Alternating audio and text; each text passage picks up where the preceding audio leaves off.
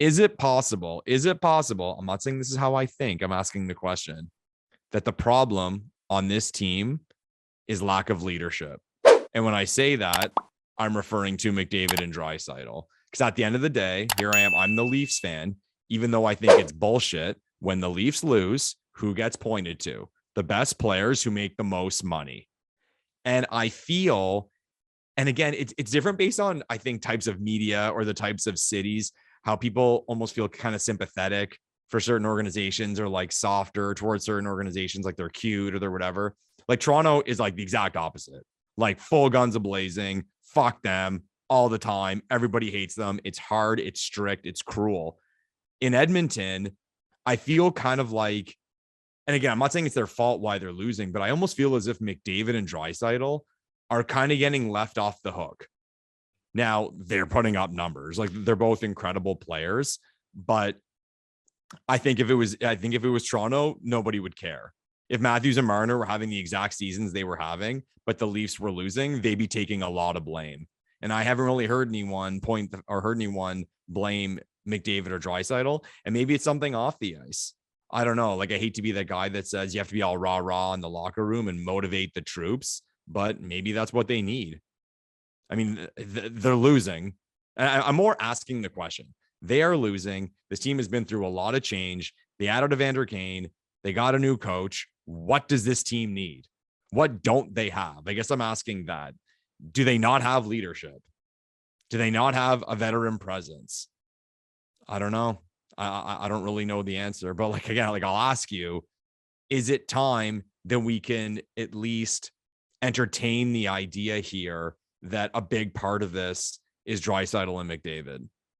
As much as Oilers fans and hockey fans, for that matter, might hate to hear what you just brought up, the question that you just raised, I think it's a very legitimate concern. I really do, because listen, I will be the first one to tell you that I think this team is poorly built. I don't think they have enough depth. Their goaltending is not good. Defensively, they're not good. They have a lot of issues. But when you look at what Connor McDavid has done over the first 7 seasons of his career, he's in year 7 right now. So over the first 6 years, this team has made the playoffs 3 times. And again, that's not all on Connor McDavid. I think he's incredible. He's already won multiple Hart trophies, I believe, multiple scoring titles. I mean, everyone. I don't want to say everyone, but 97% of hockey fans consider him the best player on the planet. It's a hot take if you pick somebody else. Exactly. So when you look at that and you see how talented he is and how talented Draisaitl is, I think you're right, Lepore. I think it would be wrong to completely leave these guys off the hook. Mm-hmm. And again, we'll be the first ones to tell you how great those guys are, to tell you how awful the Oilers are around them. But at some point, these guys have to take responsibility. And again, I'm not in the locker room. You're not in the locker room. We're not around this team at all. I mean, obviously, I live in Toronto. You live in Ottawa. We don't know the inner workings of the leadership group there. But I think it's legitimate to bring up those concerns and to talk about these things, because who knows what's going on behind the scenes. It seems like no matter who comes in to coach this team, no matter what players they bring in, no matter what, whether it's Evander Kane or they bring back Jesse Puljujarvi after he was playing in Europe, it's like, they sign Zach Hyman. It almost doesn't matter. This team is still in the exact same spot. They still have the exact same issues. And I think it is fair to a certain degree to kind of throw some blame at Connor McDavid and Leon Draisaitl, because there has to be something else going on there for this team to not. And again, I think when you have these two players in their primes at the peak of their powers, you should not be trying to scratch and crawl your way to the final playoff spot in the Western Conference. That's embarrassing when you have two players like this, compare it to other sports.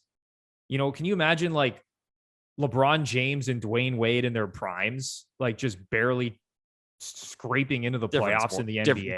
Different sport. It's totally different sport. I get it. Yeah. But it's like when you have two guys that are this talented, and I get it. Hockey's a totally different sport. These guys are only on the ice for 23 minutes out of a 60-minute hockey game. Whereas in basketball, your best players are on the court in a playoff game or regular season game for 30 to 35 to 40 minutes. But my goodness, this team is just so behind where they should be right now. And again, who knows? I don't know if Draisaitl and McDavid aren't providing the leadership that maybe some of these other teams around the league have in their locker rooms. I don't know. But I think it's a fair question to bring up, Lepore. And I don't think you're crazy for raising that. It'll be interesting because, and again, Oilers fans don't want to hear this, but they can't keep losing. This team cannot keep losing because McDavid and Draisaitl are humans. And I always say this about players. You get one career. One. You can't waste your time. I'd say wasted time, if you'll know what I mean. You can't be sitting around in a bad situation if you deserve a better one. And sometimes people shit on the players for having that mentality, but it's a job. I have a current job. If somebody offers me a better job in a better location, I'm going to take it with a job that has more opportunity to grow, make more money, whatever the excuse is. So it is going to get to a point where these guys go into that office and say, I want out. I want out. And these players are far too good to get the right return for, because you're never going to win those trades. And I don't know. I don't know. Like it kind of happened in Ottawa a few years back with Carlson, like things going around the city, people talking that the team was kind of just built around the idea of like keeping Erik Karlsson happy. So he would resign, and it didn't work. He left. If that was their mission, but I'd love to know what those discussions are in Edmonton right now, because again, they're human. They're human. Eventually they're going to get frustrated and they're going to seek a different opportunity. And sometimes that's not anyone's fault specifically. It's just the circumstances. And right now, the circumstances for those two players aren't good enough. And back to what I said before about even if the blame can go to them, that doesn't come to play in their mind. If they want out, they want out. Whether, it's not my fault or it is my fault, I don't want to be here.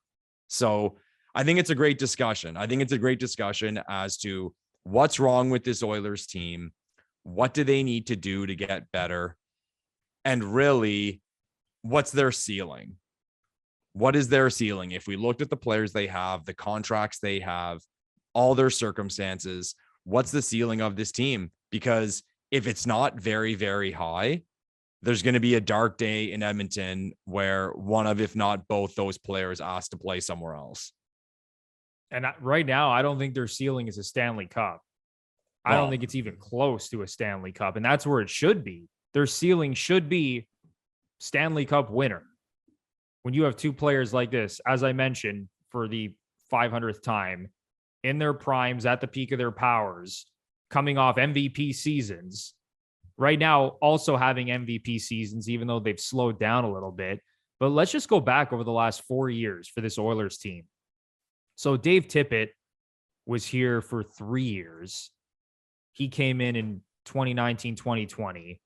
But going back even a couple years before that, so they missed the playoffs in 2018. They missed the playoffs again in 2019. In 2020, they get in and lose in the qualifying round to the Chicago Blackhawks. McDavid's first year was 2015. Yeah, McDavid's first year was 2015, 2016. And he got hurt that year, right? That was the year he played. I believe it was like 40 games. Yeah. He missed like half the season. Okay. But just going over the last 4 years. So since they lost in the second round to the Ducks, like that was the year. It was McDavid's second year. I believe that was his first MVP season. They lost in 7 games in the second round to the Ducks. And then we thought, okay, this is the beginning of a run here for the Oilers where they're going to make it to the second round, the third round. They're going to get to a cup final within the next couple of years. Yeah, I remember that. But it has been a mess since then. Like I said, missed the playoffs in 18, missed the playoffs in 19. 2020, they lose in 4 games in the qualifying round to that awful Chicago Blackhawks team, which was one peg above the Montreal Canadiens. Remember, the Habs were invited, as I like to say. Yeah, 24 and 23. Seed. Yeah. And I believe the Blackhawks were the 23rd seed in the playoffs. that year in the bubble. So they lose in 4 games. And then last year, the year Connor McDavid had 104 points in 56 games, wins the MVP again. Draisaitl, another amazing season. They get swept in the first round of the Winnipeg Jets. They're 1-7 in their last 8 playoff games. And again, you could blame the pieces that have been put around those two guys. But I think, like you said, Lepore, to bring it back to that, some of the blame also has to go on Draisaitl and McDavid. As much as people hate to hear that, it's the same thing with the Leafs. When the Leafs lost to the Habs, Matthews and Marner were getting the blame because they didn't show up. They didn't score. They didn't put up the points. And the same thing can be said about Draisaitl and McDavid. It's not like they were, putting up 2 points a game against the Jets when they lost in 4 games in the first round last season. Yeah. Their numbers have taken a hit as well. Even this year, they started off the season white hot. Both of them were at one point, it was absurd. They were both on pace for like 180 points. Yeah. They have slowed down significantly since the start. And that offense and that power play as well has slowed down. So that team has a lot of issues. And I know recently they have sort of turned it around after they went through that egregious stretch where they had like 2 wins in 13 games or whatever it was. But I think that team still has a long way to go, man. Yeah, it's funny because, again, I was talking about markets and how different teams get treated differently. The Leafs have had their bad luck in the playoffs. We all know that. We all laugh at it. And we hear it every year when they get knocked out that, this doesn't work. And you look at the season the Toronto Maple Leafs are having, and let's say they do get in the playoffs, or they're going to get in the playoffs. Let's say when they do make the playoffs, they lose in the first round in 6 or 7 to a good team again. And it's the same old story. And the take will be, we all know this is a good team. This team's on pace for like 115 plus points. They're breaking records as far as their power play and their goals. They seem to have depth everywhere. But at the end of the day, it's result based. And this just doesn't work. You tell me, Bruno, and Oilers fans, comment down below. Would that ever come to play with Edmonton, where they could just finally say McDavid and Draisaitl in this situation does not work? So now I'm saying, before I made the comment about how them being unhappy and wanting to leave, now I'm taking the side of, could it come from the organization's end saying that, you know what, this just isn't working, we got to move on? Or is it just crazy talk when you have the best player in the world? You can't think that way. Yeah, I don't think you can think that way. I think that's a code red situation. If it gets to the point where they say, you know what, we got to move Leon Draisaitl and try something new. Again, I don't think they would ever consider trading Connor McDavid, but it could get to a point. I don't think this is crazy talk to say that the Oilers behind the scenes could at one point start thinking about moving a guy like Draisaitl. Like, I would never do it. I wouldn't trade either of those guys. But again, it's like, what's the definition of insanity when you keep doing the same thing over and over and you expect different results? And we've seen this when it comes to the Leafs, right?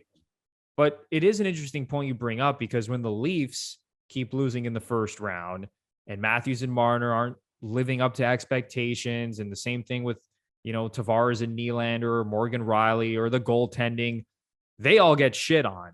But for whatever reason, Connor McDavid and Leon Draisaitl never take the heat. It's almost like, thank God they're here. It's kind of they never take the heat. Now, to be fair to them, they both have really good playoff numbers. Like, you just look at their playoff careers in general, they put up points in the playoffs. But it is weird how those two, over the last 2 playoffs, as awful as Edmonton has been, it seems like those guys have been let off the hook. And I think for the most part, it's because Draisaitl won the MVP in 2020. McDavid won the MVP last year. So Edmonton fans and Edmonton media and NHL fans in general say, well, these 2 guys are the MVPs the last 2 seasons. We can't possibly blame them. Mm-hmm. It's everybody else. But at some point, I think it's the same thing that happens with the Leafs.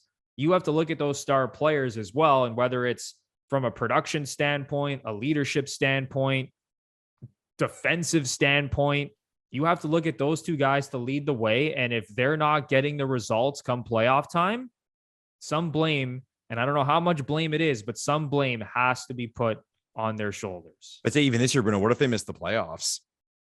Like, I think the playoff thing, if they make the playoffs, they put up numbers, they lose, people are going to let them off the hook. If they miss the playoffs, nobody's going to care. So it's different. And again, like from the other side organizationally, and again, I don't think this will happen, but ironically enough, it's similar to, I see it kind of in the same way as the Gretzky situation when he was in Edmonton. The Gretzky trade, one of the most famous days in the history of the National Hockey League. Gretzky was going into the last year of his deal. And Peter Pocklington knew that there were teams out there that were going to be willing to pay Wayne way more than he was paying him. So he had to get a deal. He had to take advantage of his asset. Now, back in those days, it was cash. Pocklington got $15 million plus picks and players. So it's not the case now. But now we're getting way ahead of ourselves here. But you can't lose Connor McDavid in free agency.